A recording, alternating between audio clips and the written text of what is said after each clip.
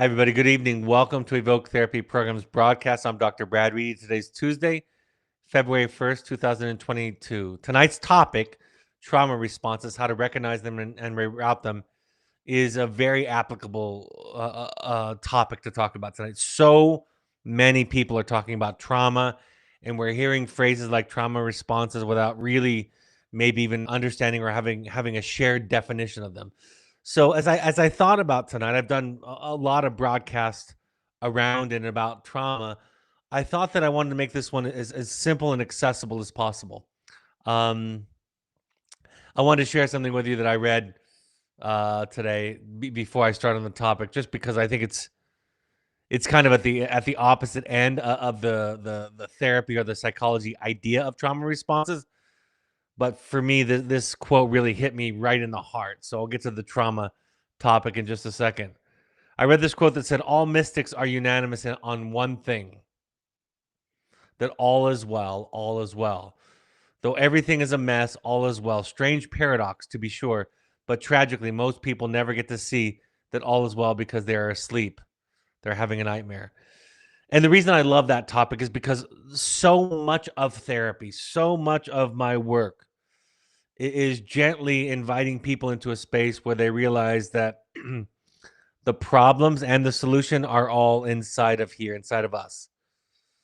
That there are real circumstances. There are children that are struggling. There are people that are struggling all over the world. There are people that we care about that are struggling with addiction and pain and cancer and disease and death. All of that is happening.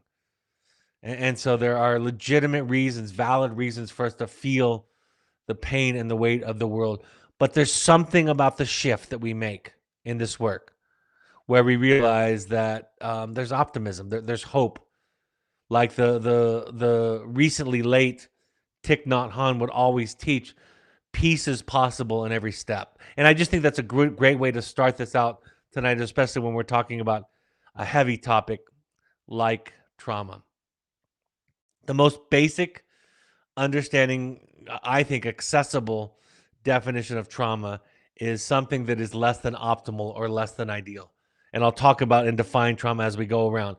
The most, I think, accessible way to recognize trauma comes from one of the slogans or one of the quotes that I heard in my Al Anon, my own personal Al Anon work.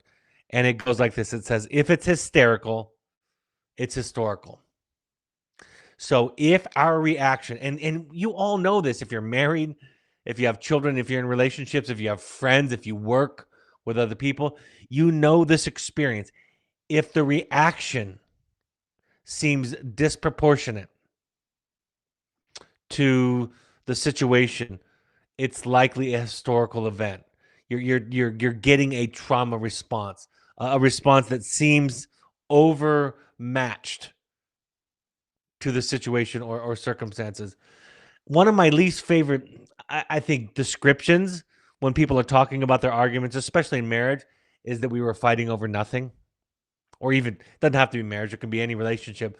But when people say that they're fighting over nothing, my response as a therapist is absolutely not. You're not fighting over nothing.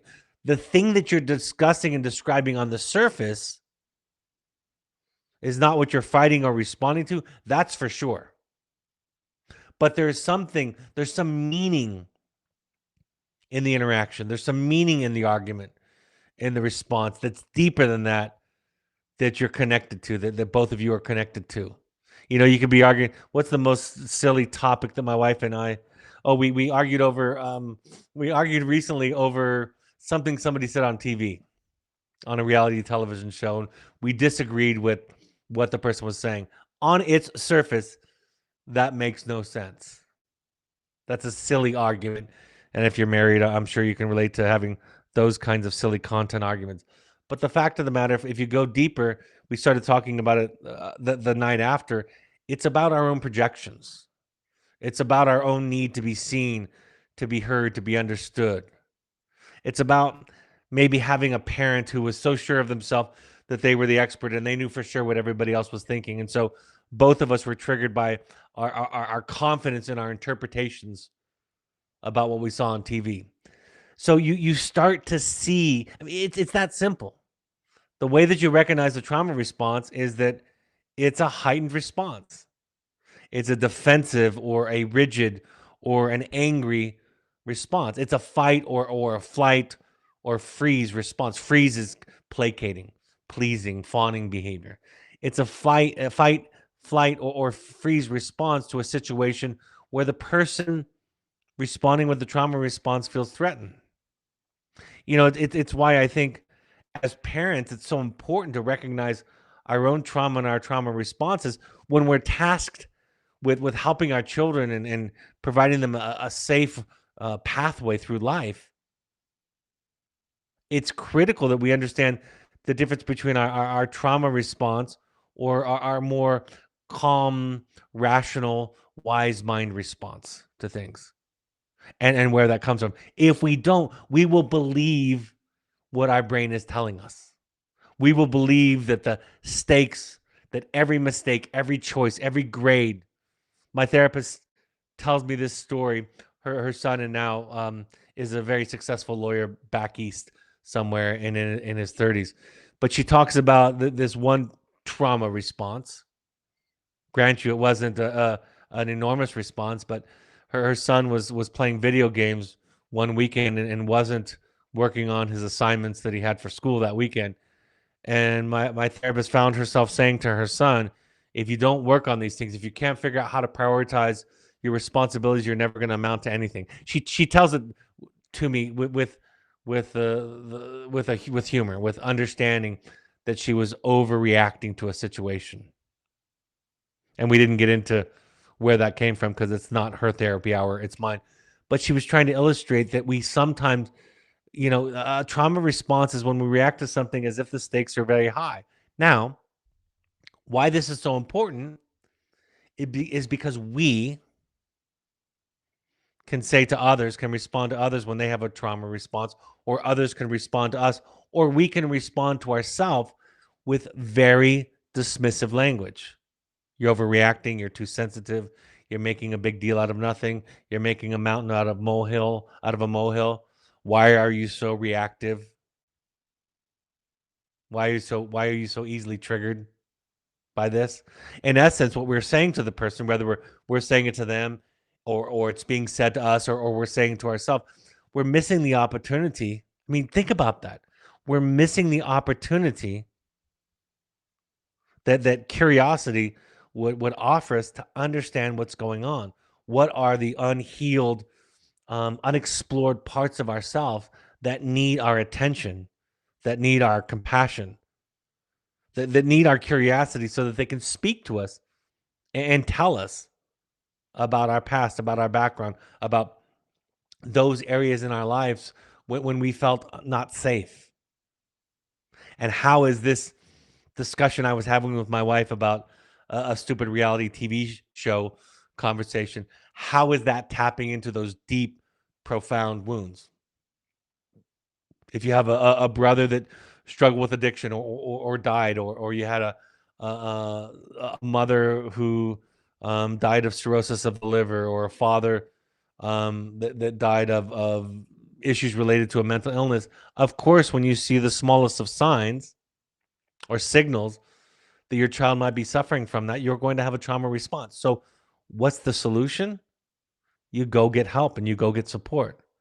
You go process that trauma somewhere else, so that when you come to the child or to the relationship, you're responding to the situation that's before you instead of something in your past, something in your history. So that's the overview. And I want to make it as simple and accessible as possible. So let's talk a little bit about trauma and trauma responses. Trauma responses are inflexible, rigid, and repetitive. Right? A lot of people will share that they have a conversation with their spouse or their child that you could just press play on the recorder. And the old conversation that you had yesterday, the day before, the ones that you've had day after day, week after week, would fulfill would play out the same conversation that you're about to have. Those conversations that for couples that they can't seem to get around is because they haven't uh, correctly identified What is really being talked about? That's really what therapists are supposed to be able to offer you.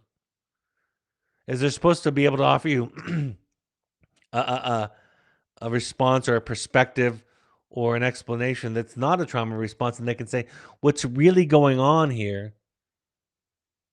is that the husband doesn't feel seen, or the wife doesn't feel heard, or the child feels scared or threatened for their own safety, whatever it might be. They feel like they might be rejected. They feel like they might be judged. They feel like they might be the bad one, the identified patient, whatever that threat is. So inflexible, rigid, repetitive responses are trauma responses. Like I said, highly emotional. If it's hysterical, it's historical responses are an easy signal or sign. They're reactive. You know, I used to explain when I was describing. In fact, I wrote something about this on my social media just the other day when I was teaching communication theory and communication skills to folks, and I was teaching the I feel statement and reflective listening or active listening, sometimes as it's called. I would explain that when we say I feel scared or I feel hurt when you walk away when we're talking, it's not that you're saying, and I've heard people say this, it's not that you're saying you're choosing to feel scared or hurt, because it's not a conscious choice. Most of our emotions aren't conscious choices, but you're communicating ownership. I feel this way. And what that ownership implies, or what it asks of you, is now it's yours to deal with. I spend a lot of time on these broadcasts coaching parents to listen to their children and their feelings. It's true. It's an important healing process to be able to listen, to be able to hold somebody's pain, frustration, anger, what have you. But the other side of that equation is now the wounding, the trauma is the child's, and it's their responsibility to deal with it. It's your responsibility to deal with yours. It's my responsibility to deal with mine. But because that is really, really hard to do, to work through pain, to work through something that we feel threatened and unsafe with or by, we make it out there. You did it to me. It happened to me. Somebody else caused it. And therefore, I have no responsibility in the matter. It's reactive, it's knee jerk, it's really unconscious. There's no flexibility, right? Something happens to you, and you're not in a space where you could react one way or another. You feel compelled or drawn to act a certain way. Ultimately, like I described, the response seems disproportionate to the situation. Classically, and I shared this when I did the review of the new book by Oprah and Dr. Perry.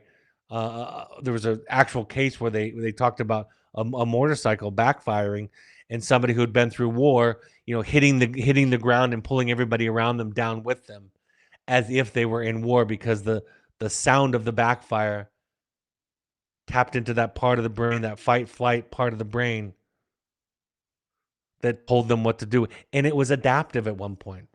You hear gunshots in war, getting low is the thing to do.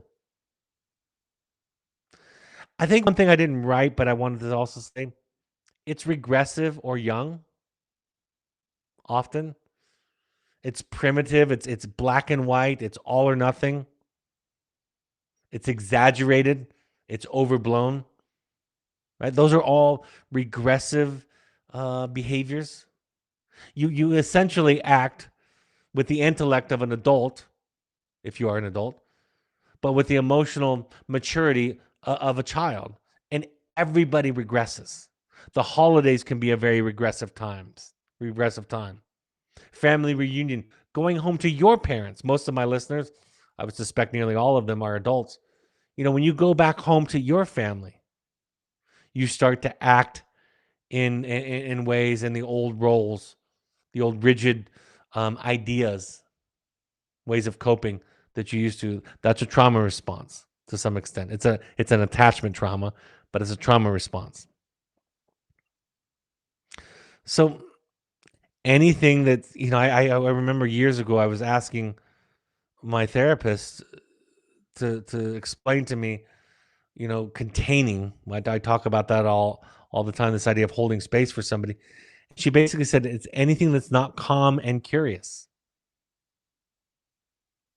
And so, when you start to listen to the psychology that we teach at Evoke, it's not these really complicated ideas. It's not out there and far away from you. It's really accessible. And all of us have small or big T trauma in our life, and all of us have trauma responses on a daily basis. You snap at a child. You have an argument, like I said, with a spouse over who took out the garbage or not, who lost the keys.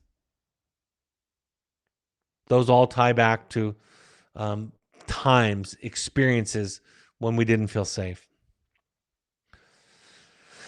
And you're unable to listen. I was thinking about this today. I'm going to write something about it tomorrow. There's so much. I talk about this all the time. There's so much talk in the world, in pop psychology and self-help, about being courageous, being authentic, being being brave. And for sure those are all really incredible things to be. To be courageous, to be brave is a wonderful thing that's worthy of our admiration and respect. And I think of it like a warrior, with a spear. And the difficult thing is that the tip of the spear, and the warrior is bold, marching forward. I say this all the time, that so much of the self-help literature and self-help folks today, um, all of their writing is about saying the courageous thing, saying the brave thing. Not many people are talking about listening. Therapists, I know some therapists who pride themselves on how bold they can be.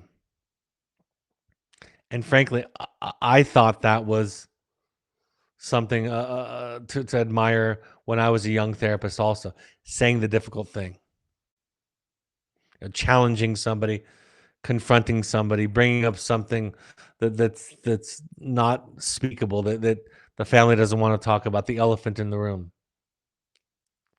But really, the healer, in contrast to the archetype of the warrior, the healer is a listener. The healer is quiet. The healer prides themselves on what they don't say. That's what containing is. And I think it's maybe more important in the equation. When you look out there in the world today, I don't think we're lacking for people saying bold, courageous, outlandish things. I don't think we're short on that right now. I think what we're short on is healers who can listen, who can manage their own responses. As I've gotten older, as a father, as a husband, as a therapist, I'm better at listening to you than I was when I was in my 20s, 30s, and early 40s. And at the end of the day, that means I have a lot that's pent up, that I've been storing up. I need to unwind. If I don't, I'm going to take it out on my family. It's not uncommon for me to leave this office where I'm doing therapy work or broadcasts like this, and then I go into the other room and I can be very short with my children and my wife because I've been holding everything all day long. So I just want to make that note about containing, that it's really valuable for us to honor and pay attention to that too. I wanted to take something from a model. It's not exactly the people don't talk about this model when they're talking about trauma responses very often, but I think it's really because this comes from working with domestic violence. Because we like to vilify people that are violent. It helps us. It makes it simple for us when we can see villains and heroes. When we can see people wearing, the black costume of Darth Vader versus the white outfit of Luke Skywalker, we find it really easy and simple and manageable. But of course, people that are violent, that's a trauma response. People that abuse people, that's a trauma response. People that are cruel and unkind, those are all trauma responses. And when you're teaching um, anger management, I did it for the state of California. I did it some in Utah also, but I did it for a couple of years in the state of California.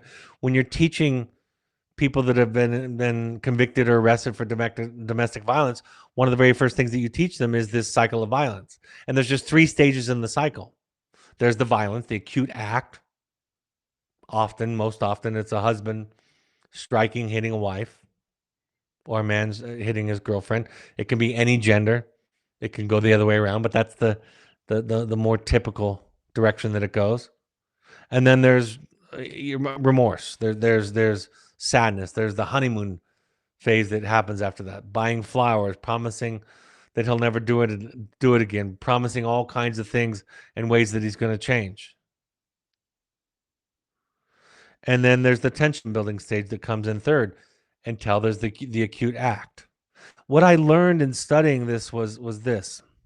I used to ask men in my domestic violence classes in California at the time that I was teaching it. It started off as an 18-week course, and then they turned it into a 36-week course in between one of the sessions that I was teaching.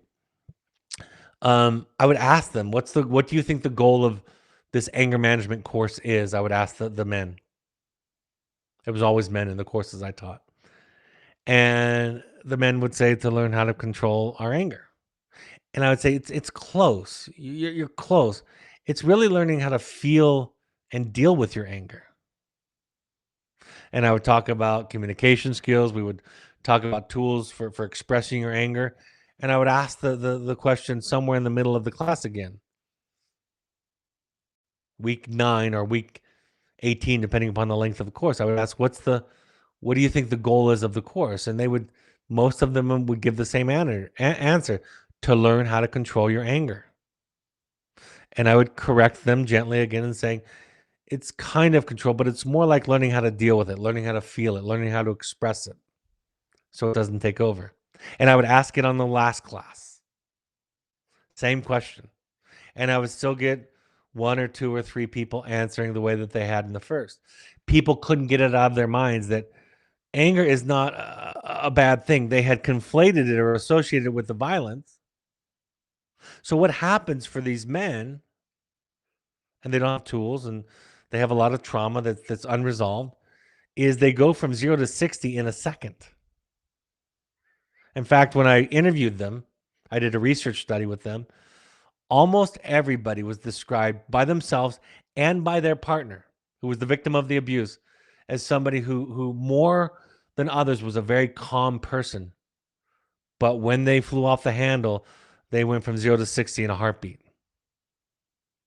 Oftentimes it was correlated with alcohol use because it's a disinhibitor, right? And so they don't know how to feel it. So they try to solve the violence problem by not being angry. And when you try to not be angry, you end up holding all of this energy, this fuel, if you will, where just the smallest of sparks can set it off and can explode. So what's the take home for tonight for trauma responses, how to recognize them and reroute them? What we did then is we said you have to, first of all, if you think of anger on a scale from 1 to 10, 1 being mild, 10 being rage. Nobody, this goes for you with your children, this goes for me with all of my relationships.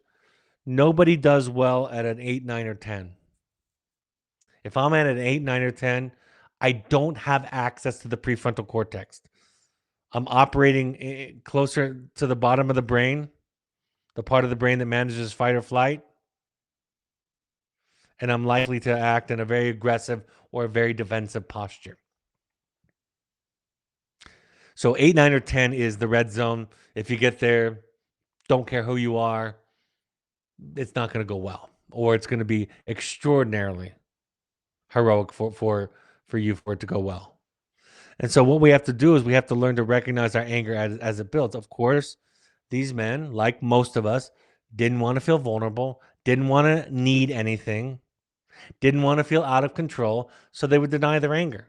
And they would also because they'd had bad experiences when they got angry before, getting arrested and hitting their partner. That gave them another reason to repress it. So we would teach them. First, you have to take a time out. If you get to that 7, 8, 9, 10, don't care who you are, you have to take a time out. Take a walk, leave the room. I remember when I was teaching this, thinking about it with my wife, and I was thinking, sometimes we use the we're both therapists and we talk about timeouts. Not with our children, but with each other.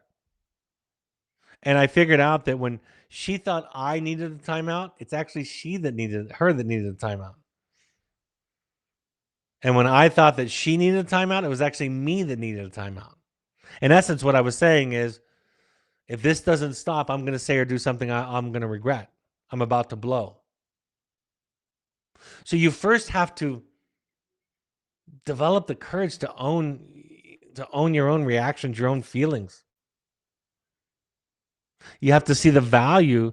And these guys, they didn't see the value in expressing anger when it was at a 1 through 4 stage, because their experience was, most of our experiences that I can hold on to that. I can ignore that. I think that's why weekly therapy can be so valuable, because it's an hour a week where you're allowed to say whatever. Sometimes when I meet with my therapist on Friday mornings at 11, I just say to her, I'm just going to need to dump a whole bunch of stuff, so I just need to listen. And she comfortably, knowingly, of course, sits there and listens. So we don't like to deal with 1 through 3 or 4.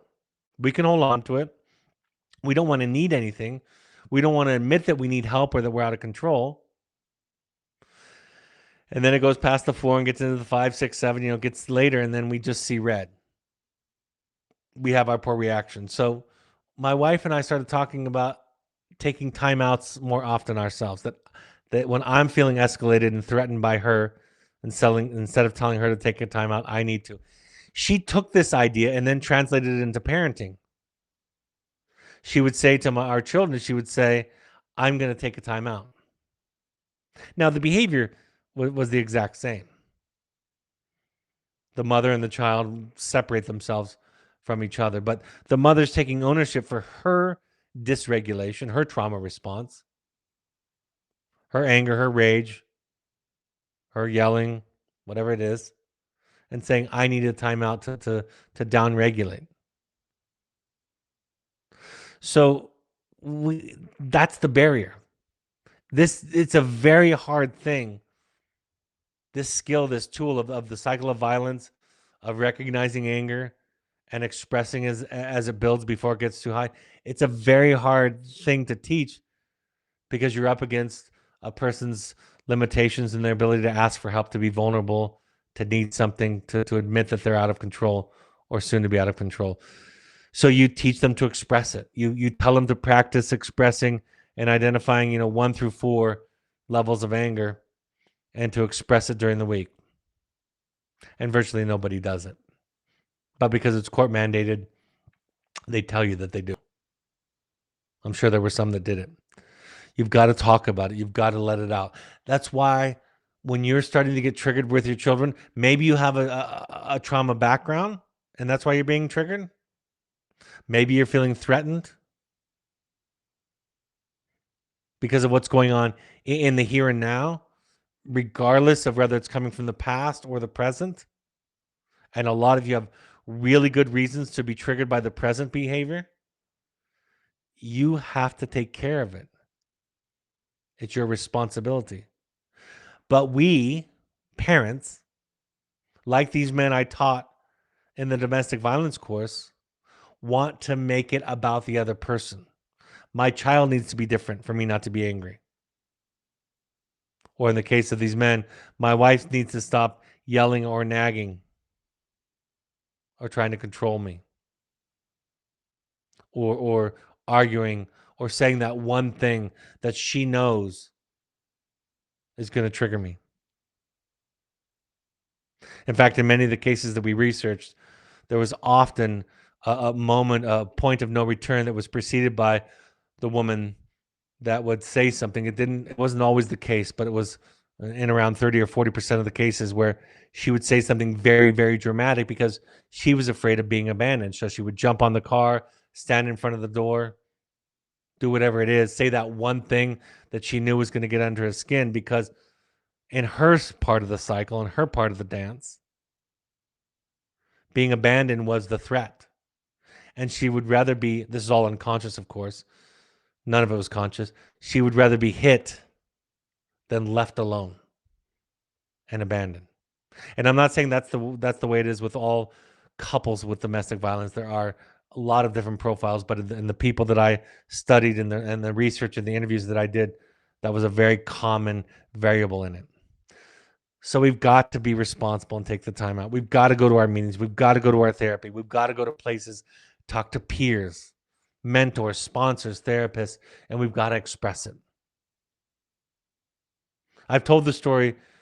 It happened just before the pandemic where something was coming up in raising and parenting our youngest, who today is 14. At the time, she was 12. And it reminded me of some of the arguments and the difficulties we'd had with my firstborn, our firstborn, and he's 29 today. So that gives you some idea about how long ago it was. And we were having the same discussions about something. And I said to my wife, we haven't been to couples therapy in years. And I said, I think we need to do this one in couples therapy this week because I'm getting really angry and I need some help. So I said to her, would you be willing to come to therapy with me this week? Of course, she said yes. We share the same therapist. And I said to her, I need you to stay outside of the room for a little bit because the first 10 or 15 minutes, I need to vent.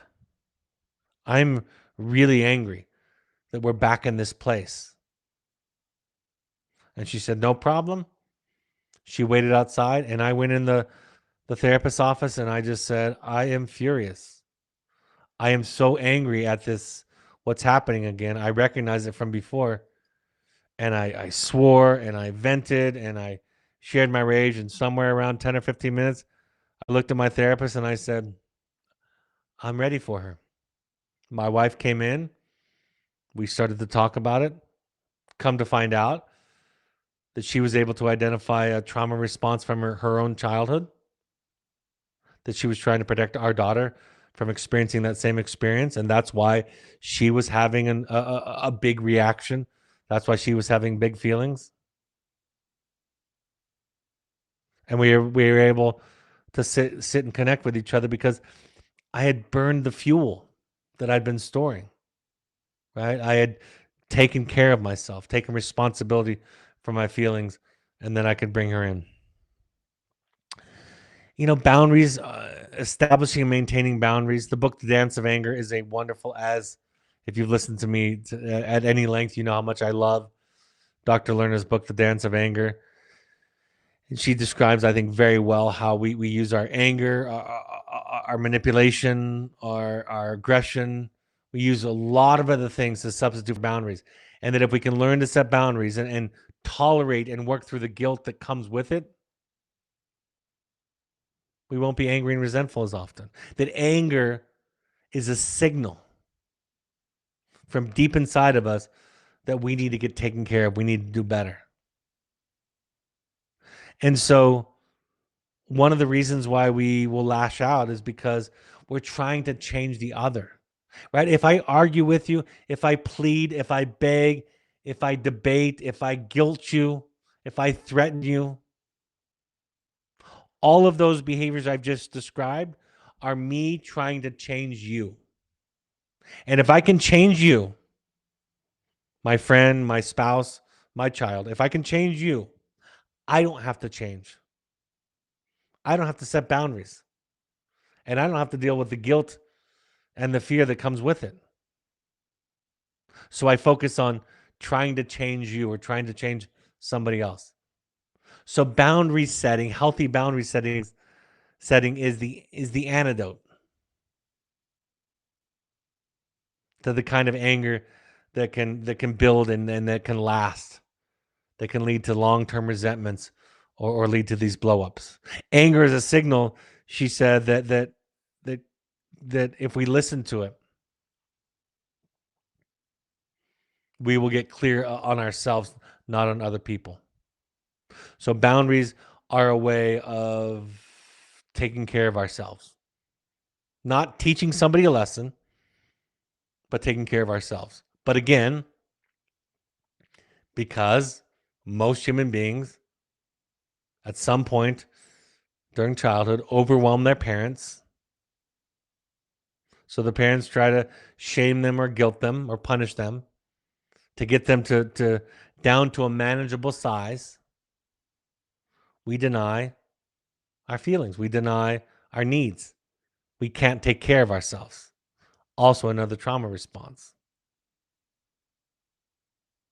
Ultimately, this requires us, you'll notice at the center of the cycle of violence, it's denial. We have to learn the solution and the place where this cycle can shift most easily is during the tension building phase. If we can find ways to express our anger, to speak it, or to use it to get more clear about our boundaries. I'm not saying anger is the only trauma response, but it's just one great example. This is a really great example of how to do it. Let's talk for a minute about trauma. It's a unique individual experience of an event or a condition that is perceived as threatening. There's a loss of safety of control, and it's overwhelming. The person is unable to cope. Trauma is defined by the person that it happens to. I don't get to define it. It doesn't have to be big T trauma either. Trauma is something that, like I said earlier, can be simply defined as anything less than optimal. And therefore, you don't have to find it. It doesn't have to be the more common, the things that we more commonly associated with big T trauma, like sexual abuse, death of a loved one, and so forth, being cheated on, and so forth. So it can be a lot more mild than that, but it threatens our sense of safety. One of my favorite things to teach about a trauma response is this. When I ask people this question, I do this in training all the time when I'm teaching therapists. How do you know the difference between an explanation and justification, for example?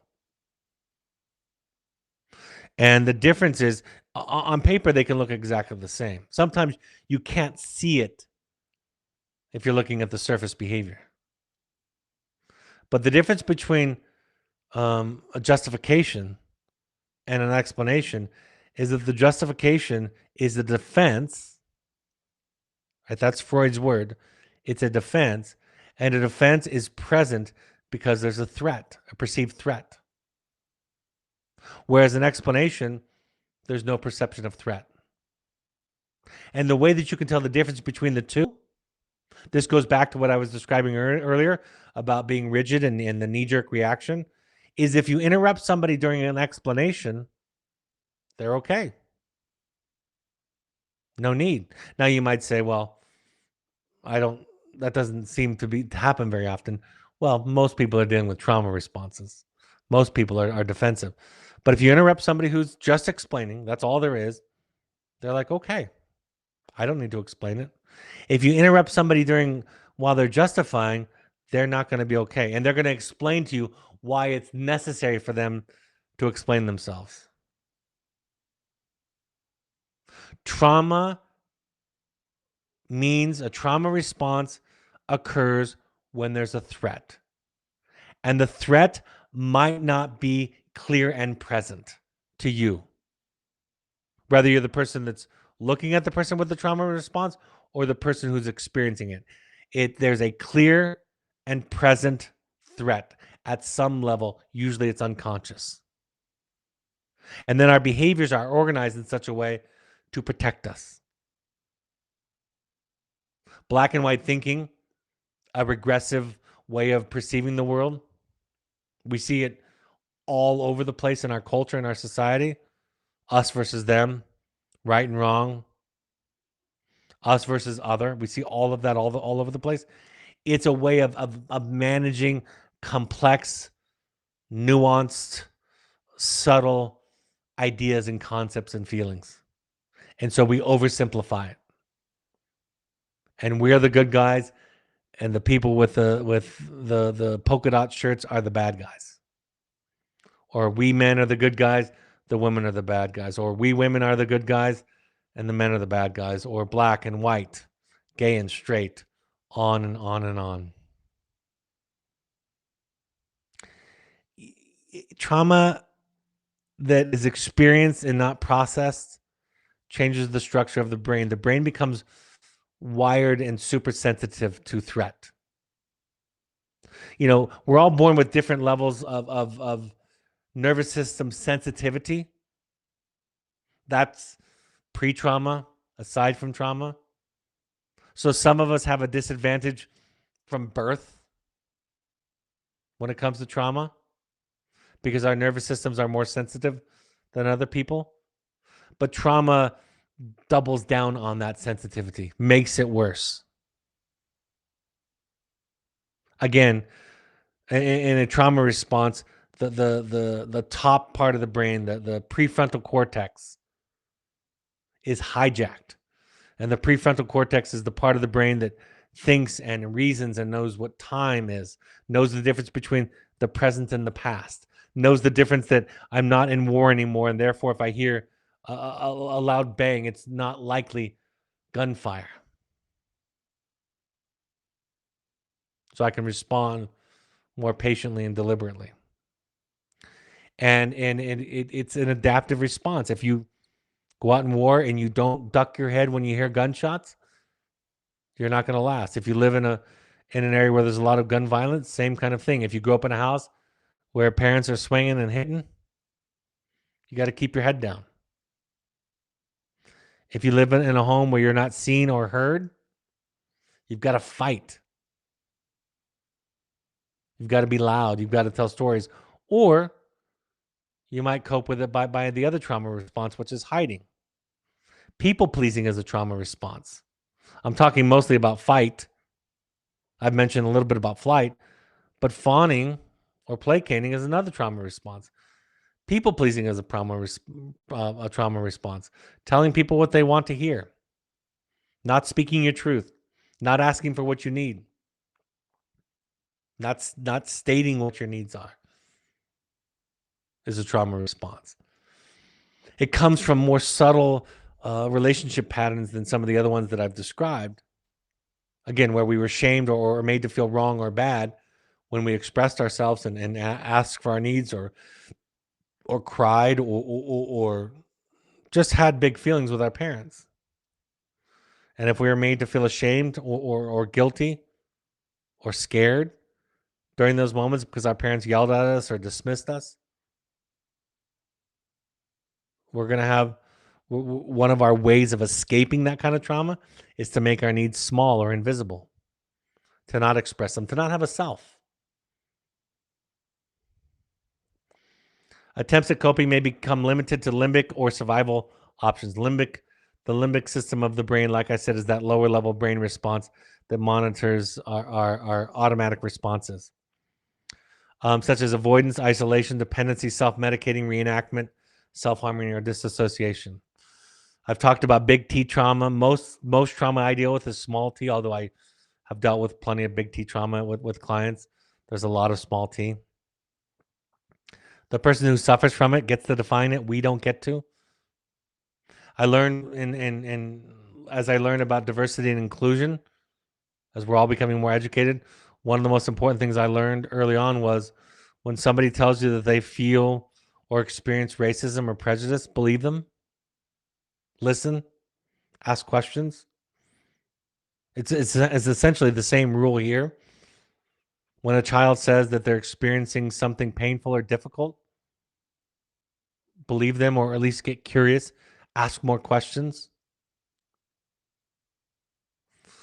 How severe or chronic the trauma is will have an impact on how much it affects our brain and our brain functioning when it happens. We talk about the brain as being high and low, top and bottom.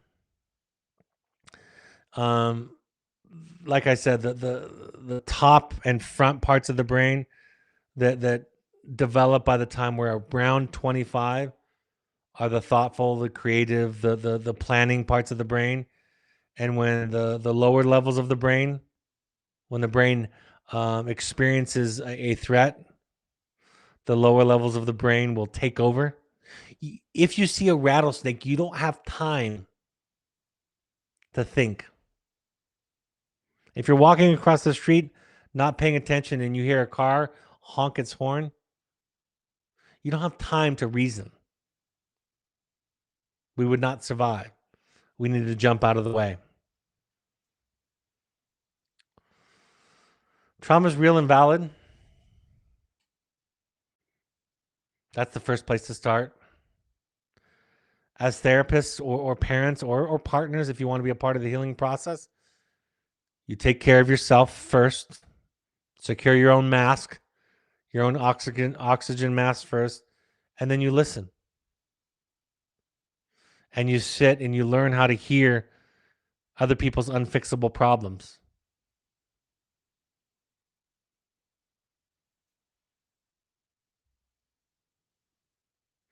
The effects of trauma are shame, addiction, isolation.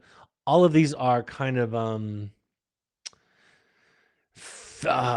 they become structural fight, flight, or fawn responses, right? Shame is a fawn response. If we talk about it in terms of a shameful response or somebody that's shame based, they'll oftentimes freeze, get quiet, not speak their mind. It can come out in other ways, of course. Addiction is an escape. It's kind of the flight version. Isolation is fawn.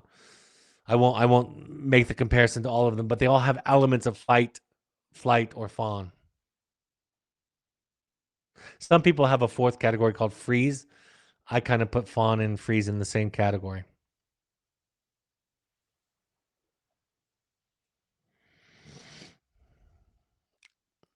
The opposite of a trauma response is response flexibility. To be able to choose one's response thoughtfully, intentionally. One of the titles I had played with for my book, The Journey of the Heroic Parent, was intentional parenting. Right? When we become aware of, when we own our own trauma, when we do our own work, and then we show up to the parent relationship, the parent-child relationship, we're more capable of responding flexibly as opposed to primitively or unfiltered knee-jerk responses. Being able to respond in flexible ways is one of the biggest challenges of being a parent. Response flexibility is the ability of the mind to sort through a wide variety of mental processes, such as impulses, ideas, and feelings, and come up with a thoughtful, non-automatic response. My wife was just sharing with me right now, she's going through a mindfulness course in class, and she says, I'm finding myself observing my feelings more as I'm being taught, and therefore having choices. And she said to me last night, it's amazing to me how I was kind of a victim to my own impulses and urges. And I'm noticing that more as I practice mindfulness. Response flexibility is the opposite of a knee-jerk reaction. It involves the capacity to delay gratification and to inhibit impulsive behaviors. Do you see how that goes back to the idea of being a healer and a listener and a container? Delaying gratification and inhibiting impulsive responses, behaviors. This ability is the cornerstone of emotional maturity and compassionate relationships. Every therapist who's good at their job can manage their own impulses, their own knee-jerk reactions. And when they feel them coming up in them, they use them for information about the client, to learn about the client. When we talk about the top of the brain or the high road responses, this is from Parenting from the Inside Out by Daniel Siegel and Mary Hartzell. The high road they describe as a form of processing information that involves the higher rational reflective thought processes of the mind. High road processing allows for mindfulness, flexibility in our responses, and an integrating sense of self-awareness. The high road involves the prefrontal cortex and its processes. The low road processing involves the shutting down of higher processes of the mind and leaves the individual in a state of intense emotions, impulsive reactions, rigid and repetitive responses, and lacking in self-reflection and the consideration of another's point of view. Involvement of the prefrontal cortex is shut off when one is on the low road.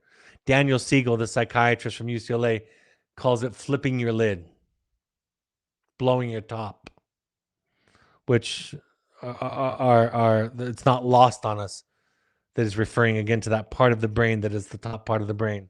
Low road responses are intense emotional responses that can lead you to have knee-jerk reactions instead of thought responses. That's a trauma response.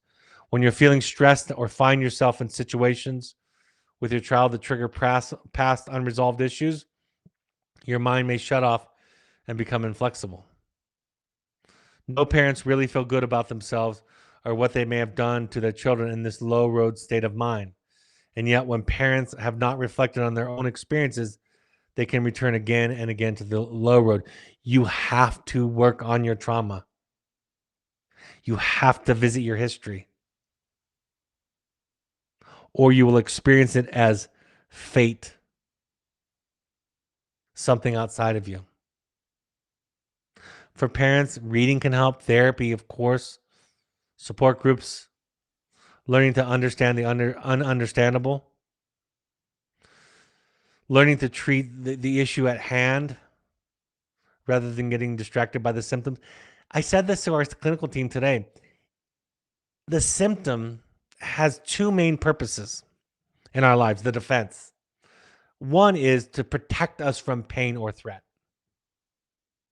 I think that's the obvious function. But the second function of the symptom is to distract us that there is even anything underneath it at all. If I can get you to talk about my weight and the numbers on the scale, then we're not talking about my sense of emptiness and inadequacy. We're not talking about my narcissistic wound. We're not talking about my fear of rejection and loneliness. So when we parents or we therapists get distracted by the symptom, pay attention to the drug use, the cutting, the food, the school performance. When we pay attention and find ourselves talking about those things, the symptom is doing its job. It's getting us to talk about something else. For children, we learn to empower them to tell their story. We gently invite them into a discussion about it, but we don't force it so as to not re-traumatize them to talk about something and take away their sense of control. We focus on the relationship that we have with them. In attachment-based therapy, which is the kind of therapy that I practice, that we at Evoke practice, we pay as much attention to how we feel about the person on the other end of the conversation. And if those feelings of agitation or boredom or annoyance or anger start to come up, we observe and listen to those. As long as we're not having a trauma response. If you have a trauma response, you won't be able to observe them. They will overtake you. They will jump in the front seat and take over the wheel. We pay attention to cognitive distortions, right?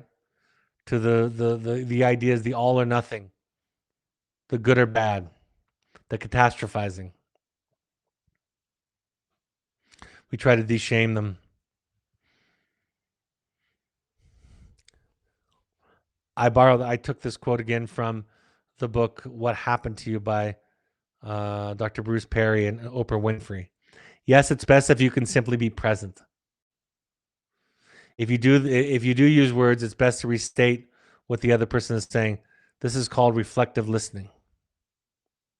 You can't talk someone out of feeling angry, sad, or frustrated, but you can be a sponge and absorb their emotional intensity. If you can stay regulated, meaning calm, ultimately they will catch your calm because regulation is contagious. If we are upregulated, our children are going to struggle to become regulated. It also helps to use some form of rhythmic regulating activity to keep yourself regulated while you're doing this, like taking a walk, kicking a wall back and forth, shooting some baskets, coloring side by side. There are dozens of rhythmic ways to help us regulate. to be able. But if you can't do this, you're not. You haven't failed. It's not a mortal sin. It just means that you need to downregulate. It really comes down to the nervous system. And the more and more advanced we get with our science and our brain scanning and our imaging, the more we're going to realize that what we're talking about mental health is nervous system regulation, nervous system firing, nervous system being threatened, nervous system being calm, having access and blood flow to the prefrontal cortex. Trauma is inescapable, but healing is elective. And to heal, we have to own it. And I can't say this too strongly. If you have believed the lie or the illusion that you haven't experienced trauma, psychotherapy can fix you. It can fix that. We have to take responsibility for our own lives, for our own responses. There are people out there that do hurtful things. There are children doing scary things. There are parents, friends, coworkers, and strangers doing dangerous and damaging things. All of that is true. But once we've been wounded, the wound is now ours. And yes, we can't choose to feel peaceful, but we can make choices that will lead to our capacity to stay and manage our own serenity, our own peacefulness, our own regulation. Knowing your trauma response and discovering your trauma is the key. There's no such thing. Once you understand trauma responses, there's no such thing as an overreaction. We're just not talking about what's going on. We haven't understood what's really being played out. And being kind to yourself is we all, most of us learn that punishment, a kick in the pants, was the way to keep us on the straight and narrow. Well, what I'm teaching you tonight, attachment-based therapy, the Evoke way, is what if you tried loving yourself? Even when you do something stupid or reactive, what if instead of judging yourself and punishing yourself, you were able to stay present, to observe it, to love yourself, and to get curious and to listen to what that behavior is trying to tell you? Psychotherapy can help you to do that. We go to Joseph Campbell says, we go to sacred places like psychotherapy. And sacred places he defined as a place where you go to find yourself again and again. The reason I meet with Jamie Gill every Friday at 11 for the past 23 years is because I want to reconnect to myself. And I saw Michael Mead write something about this recently where he said, becoming who we are is the greatest transformation and the greatest work we will ever do. Becoming who we truly, authentically are is the greatest transformation and the greatest work we will ever do. And we can only do it when we feel safe. We pass on our unresolved trauma to our children. If we don't learn to take responsibility for our own nervous system regulation, we'll make our children responsible for it. And that pattern will continue in the next generation. Anxiety and fear, guilt, the way that I define guilt, are trauma responses. It takes years. You know, when I think about the work that I do, the writing that I do, these podcasts that I do, I said this to the team today, to the clinical team today at Evoke. I said, the goal is to be present with people in such a way, parents also, not just their children, but parents, be with them in such a way that they want to keep going to therapy long after the obvious symptoms are reduced and mitigated, long after their child gets better. This work is it's our life's work. It's not hopeless. It's not doomed. It's not negative to say, I have work to do. It means that you're alive, that you're growing. You know, like I tell people all the time, if you don't learn anything, big things. 10 years from now, 15 years from now, you've wasted 10 or 15 years. Learning to own your limitations and learning to take a time out when you're overwhelmed is, of course, key. And the outcome is joy and peace, choice, empowerment. Freud would say freedom.